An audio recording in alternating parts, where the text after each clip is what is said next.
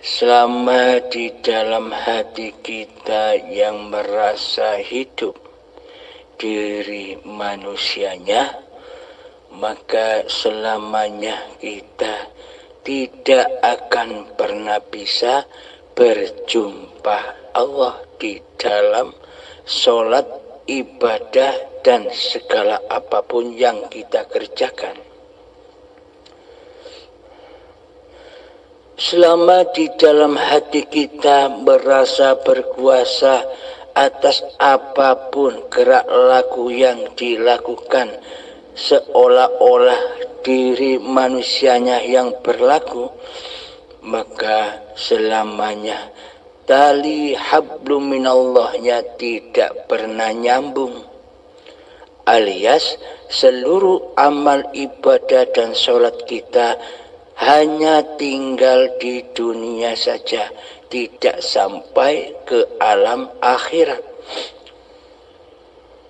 Apa maksudnya? Kok tinggal di dunia saja? Karena selama ini di dalam sholat dan ibadah kita sudah teraku-akui sebagai ibadah dan sholat diri kita manusia yang merasa berkuasa di dalamnya, yakni li nafsi. Inilah yang disebut amal dunia. Amal dunia saja, karena tidak dipersembahkan kepada Tuhannya, tidak diabdikan kepada Tuhannya. Memang kelihatannya saja seperti seolah-olah kita ini mengabdi kepada Allah, seolah-olah saja. Namun hakikatnya di dalamnya kita masih mensekutukan hidupnya Allah dengan hidup diri manusia kita. Selama ini kita masih mensekutukan kuasa Allah dengan kuasa diri manusia kita. Maka dari itulah seluruh amal perbuatan kita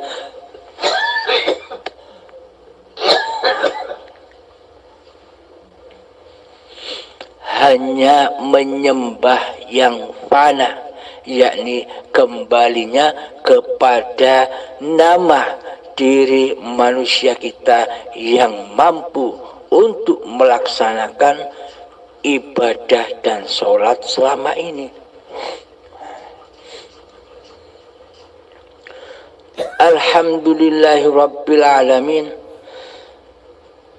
Marilah kita sadari, marilah kita sucikan diri ini, sucikan hati ini, baru kita bisa mempersembahkan kembali seluruh apa-apa yang seolah-olah kita yang mengerjakan. Kita akan bisa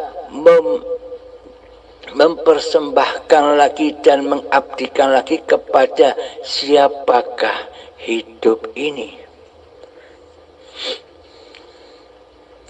Selagi hidup ini belum suci, yakni selama hidup ini masih kita akui sebagai hidup diri manusia kita, itu tandanya hidupnya masih najis, masih kotor. Karena Allah hanya suka yang suci-suci saja, karena Allah maha suci. Maka yang diterima adalah amal yang suci, bersih dari sekutu-sekutu hambanya. Bagaimanakah amal yang suci di sisi Allah itu? Amal yang suci di sisi Allah itu adalah sucinya hidup ini dari pengakuan hidup manusianya. Karena itulah manusianya wajib kembali kepada kefitrahan diri manusianya. kembali kepada kesucian diri manusianya seperti layaknya bayi yang baru dilahirkan. Di dalam bayi yang baru saja dilahirkan, seolah-olah kata orang tua kita, kata saudara-saudara kita yang menyaksikan kelahiran diri manusia kita, seolah-olah kita sudah terlahir ke dunia ini, seolah-olah saja. Akan tetapi buktinya, kita selama ini tidak tahu, tidak ingat, tidak pernah menyaksikan bahwa kita pernah menjadi seorang bayi. Itu kan kata-katanya. Kita sendiri tak pernah menyaksikan ketika saat bayi.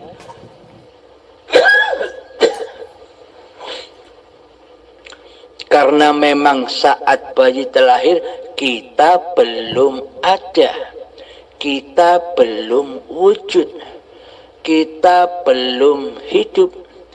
Karena memang manusia tak pernah punya sifat hidup kecuali hayatullah. Jadi kapankah sebenarnya manusia kita ini didatangkan oleh Allah sebagai tamu? Kita diwujudkan, kita dihadirkan, kita didatangkan sebagai tamunya Allah ketika saat detik-detik akil baligh tiba. Ketika buah khuldi sudah kita konsumsi, selama itu. Jadi maksud buah khuldi di sisi Allah itu bukan buah-buah dohiriyah. Buah khuldi maknanya itu hanyalah sanepan, hanyalah kiasan.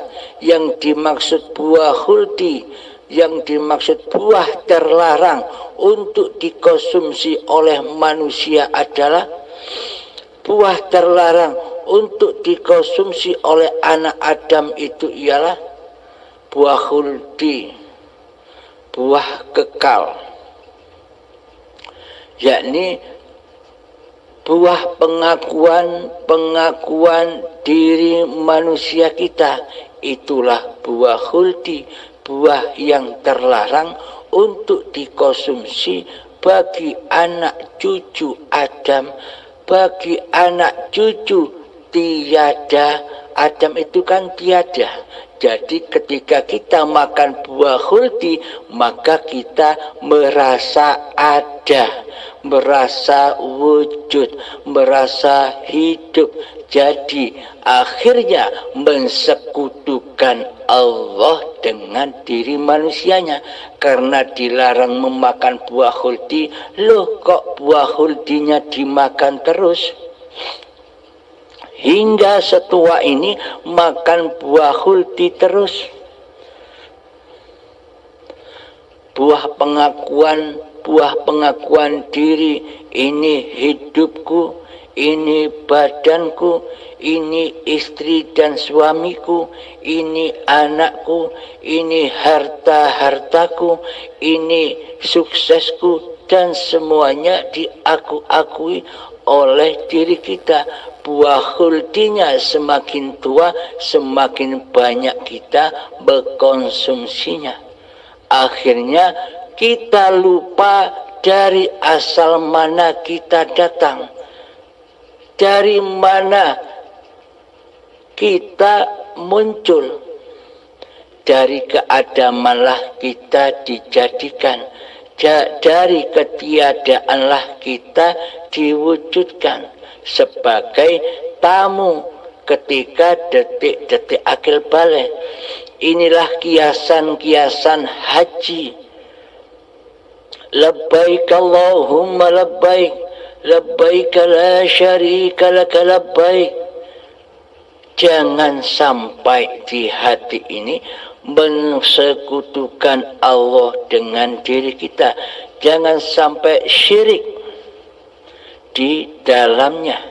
Maksudnya ketika manusia sudah didatangkan sebagai tamu di dalam Masjidil Haram dan Baitullah, bukan Masjidil Haram Dohir di Mekah sana, bukan Baitullah yang kotak di Mekah sana. Masjidil Haram itu adalah hakikatnya badan-badan manusia ini wajib disucikan. Baitullah itu adalah hidup, hayatullah, itulah Baitullah. Jadi ketika manusia diciptakan, jadi manusia didatangkan ke dalam Masjidil Haram dan dan Baitullah, manusia didatangkan kepada badan dan hidup ini. Ketika detik-detik akhir balik, manusia dijanji oleh Allah, wa ma khalaqtul jinna wal insa illa liya'budun. Tidak kuciptakan jin dan manusia hanyalah untuk mengabdi kepadaku. Jadi kita manusia didatangkan sebagai tamunya Allah. Kita ini hanya sebagai tamu, bukan pemilik hidup dan badan. Kita didatangkan sebagai tamu Allah untuk mengabdi di dalamnya, untuk menyembah di dalamnya, yakni di dalam badan dan hidup ini jangan sampai diakui sebagai badan dan hidup manusianya. Karena kita sebagai tamu hanyalah diutus mengabdi di dalamnya, yakni mengabdi bagaimana? Selalu menyaksikan pemiliknya, selalu menyaksikan yang punya hidup dan badan ini.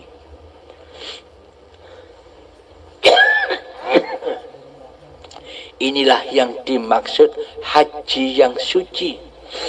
Pasti mabrur bila kita melaksanakan hal yang demikian.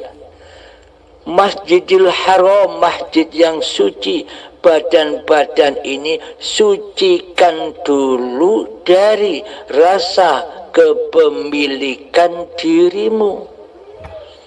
Jika badan ini masih najis, yakni jika badan ini masih teraku-akui sebagai badan milikmu, milik manusiamu, maka di dalamnya kita tak akan bisa menyembah dan bersujud kepada Allah, karena masjidnya masih najis, karena masjidnya masih kotor, maka takkan mungkin bisa untuk beribadah atau bersujud kepada Allah di dalamnya, karena Masjidil Haramnya masih kotor, masih haram untuk dipakai ibadah karena belum suci. Jadi bagaimanakah caranya agar Masjidil Haram ini tetaplah suci sebagai miliknya Allah? Maka untuk mensucikan masjid-masjid ini, untuk mensucikan badan-badan ini tetap suci, maka jangan pernah kita akui badan ini milik manusianya. Kembalilah kedudukan kita sebagai hanyalah tamu Allah di dunia ini, sebagai khalifah Allah di dunia ini, hanya wakil-wakil Allah di dunia ini untuk mengabdi kepada Allah di dalam Masjidil Haram dan Baitullah, menjaga kesucian di dalamnya. Maksudnya jangan diakui bahwa hidup dan badan ini milik manusianya. Inilah yang dimaksud suci.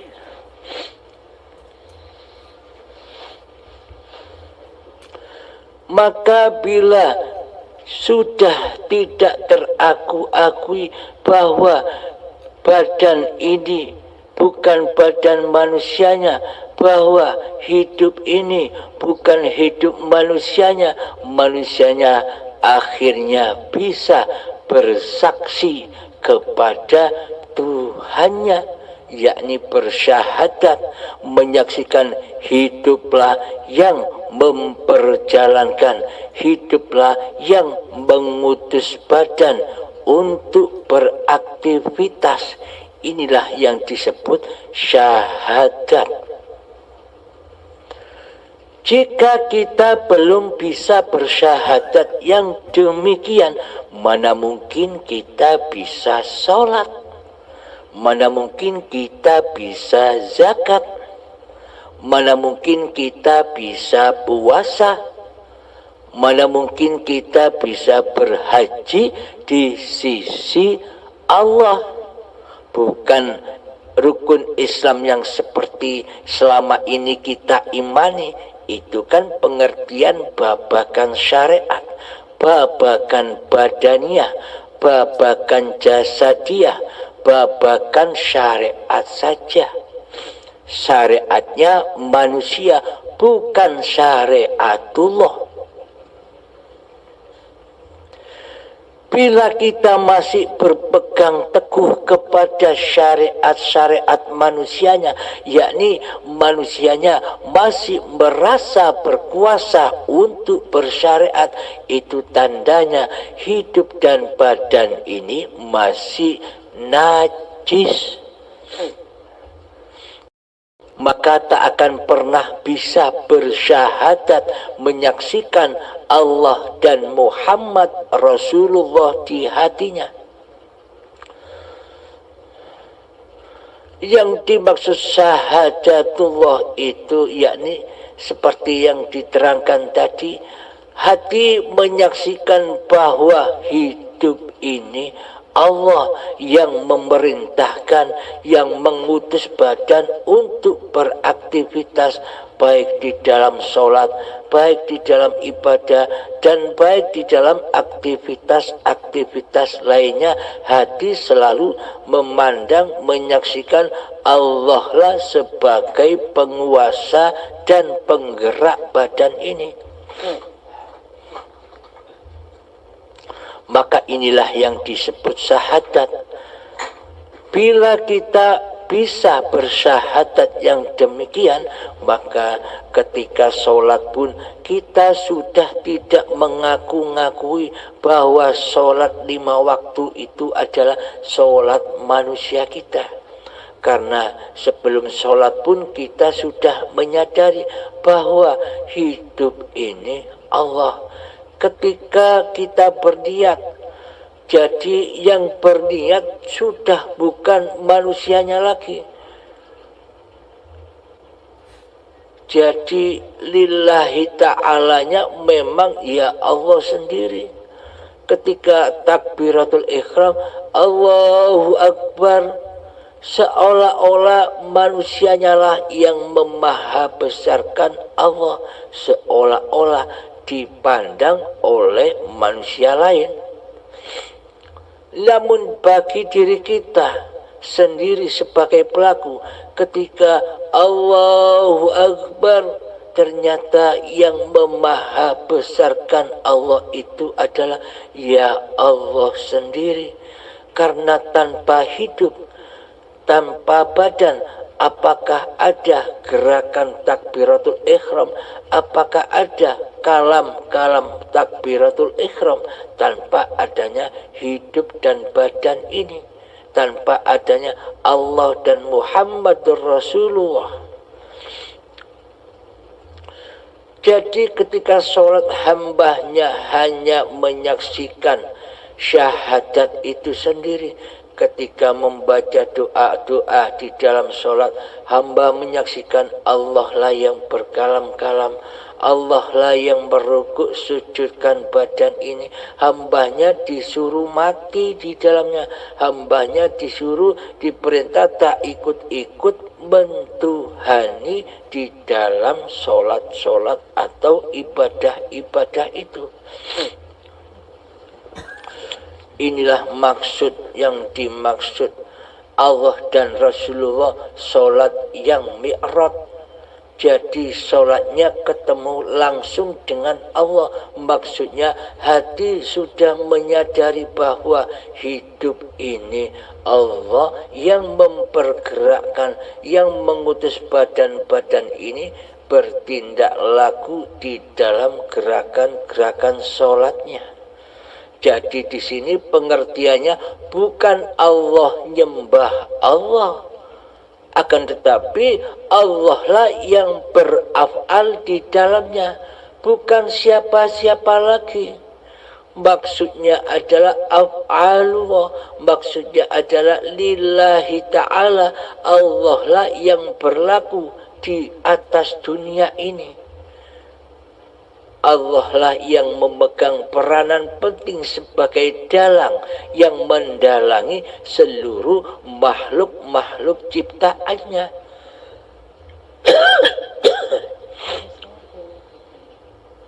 Seolah-olah saja kita yang bisa menyaksikan makhluk-makhluk di luar diri kita. Kita bisa menyaksikan manusia-manusia yang lain selain diri kita. Kita bisa menyaksikan hayawan-hayawan di luar diri kita. Kita bisa menyaksikan tumbuh-tumbuhan di luar diri kita. Dan kita bisa menyaksikan segala sesuatu di luar diri kita. Seolah-olah kita bisa menyaksikan semua itu. Seolah-olah adanya semua itu karena wujud nyatanya diri kita. Bila kita tidak ada, maka segala sesuatu, manusia lain, hayawan dan tumbuhan takkan pernah ada bila kita tidak hidup. Namun bila sudah dipersembahkan lagi bahwa hidup ini Allah, maka yang menyaksikan semua itu hanyalah Allah. Yang menciptakan keberadaan semua itu hanyalah Allah. Allah lah sebagai pencipta dan Allah lah sebagai pemelihara apa-apa yang diciptakannya. Contoh, kita punya tanaman-tanaman di area rumah kita. Seolah-olah kitalah sebagai pemelihara tanaman atau bunga-bunga yang indah itu. Setiap pagi, setiap hari kita siram dengan air. Seolah-olah kitalah sebagai yang menghidupi bunga-bunga itu. Seolah-olah saja. Akan tetapi bila tanpa Allah, bila tanpa hidup yang menghidupi, yang mengutus badan ini, apakah bisa kita menghidupi bunga-bunga itu? Nah, inilah bukti bahwa segala ciptaan Allah itu selalu dicukupi oleh Sang Pencipta. Allah lah yang menggerakkan, yang mengutus badan-badan ini untuk mengambil air dan menyirami bunga-bunga itu. Seolah-olah kitalah yang mencukupinya. Akan tetapi hakikatnya Allah lah jua yang mencukupi kebutuhan-kebutuhan bunga itu lewat perantara badan-badan ciptaan Allah sendiri ini. Bila kita sudah menyadari siapa diri ini, apa posisi diri manusia kita ini di dalam hidup dan badan ini, hanyalah sebagai tamunya Allah, diutus untuk mengabdi di dalamnya, sehingga tetaplah suci Masjidil Haram dan Baitullah ini. Hingga tetaplah suci badan dan hidup ini hanyalah milik Allah, zahir batinnya Allah sendiri. ketika manusianya sudah tidak berperan lagi di dalamnya, hanya mengabdi dan menyaksikan Tuhannya saja di dalamnya. Inilah yang dimaksud sholat itu. Jadi ketika sholat, hati tetap menyaksikan Allah lah yang menguasakan pergerakan-pergerakan di dalam sholat itu. Bukan diri manusia kita yang bisa bergerak sendiri. Maka sucikanlah Masjidil Haram dan Baitullah itu dari kuasa dirimu. Itulah yang dimaksud syahadat. Itulah yang dimaksud sholat, yakni ketemunya hamba dengan Tuhannya. Bukan ketemu seperti ketemunya fisik. Maksudnya ketemu hambanya sadar bahwa hamba ini bukan apa-apa dan bukan siapa-siapa. Itulah yang dimaksud pertemuan, bahwa yang berkuasa, bahwa yang ada, bahwa yang wujud, bahwa yang hidup, bahwa yang berkuasa di dunia ini hanyalah Allah. Inilah yang dimaksud makna pertemuan itu. Inilah yang dimaksud syahadat, sholat, zakat. Apa zakat itu? Mempersembahkan kembali apa yang kita akui selama ini, yang kita cintai selama ini, dikembalikan lagi kepada pemiliknya. Inilah yang dimaksud zakat. Yang dimaksud puasa bagaimana? Hati kita selalu berpuasa dari rasa kepemilikan hidup dan badan ini. Berpuasa dari diri manusia kita yang berasa hidup dan yang berasa memiliki badan. Itulah makna puasa. Contoh, ketika kita berjalan, kita sudah tidak merasa bahwa diri kita lah yang mampu berjalan. Allah lah yang memperjalankan, Allah lah yang mengutus kaki ini untuk melangkah. Inilah contoh puasa. Sama halnya ketika sholat, hati sudah tidak merasa bahwa yang mensolatkan ini bukan diri manusianya, tapi kuasa Tuhannya lah yang mensolatkan, yang merukuk sujudkan badan ini. Tujuan sholat itu apa sih? Aqibis sholat li dzikri, dirikan sholat, bukan mengerjakan sholat. Dirikan sholat maksudnya dirikan hatimu dari dirimu. Jangan mengaku-akui bahwa hidup dan badan ini milikmu. Itulah yang dimaksud mendirikan sholat, yakni menetapkan di dalam hati bahwa hidup ini Allah yang memerankan badan-badan ini di atas dunia ini sebagai khalifatullah, sebagai kekasih Allah, sebagai waliullah yang berwalikan Allah sendiri, bukan berwalikan kepada hawa nafsunya manusianya. Haji, apa haji itu? Hati yang sudah tidak mensekutukan Allah lagi dengan diri manusianya. Jadi seluruh rukun Islam itu seperti itu di sisi Allah. Rukun Islam yang dibawa oleh Kanjeng Nabi Muhammad itu ya seperti ini.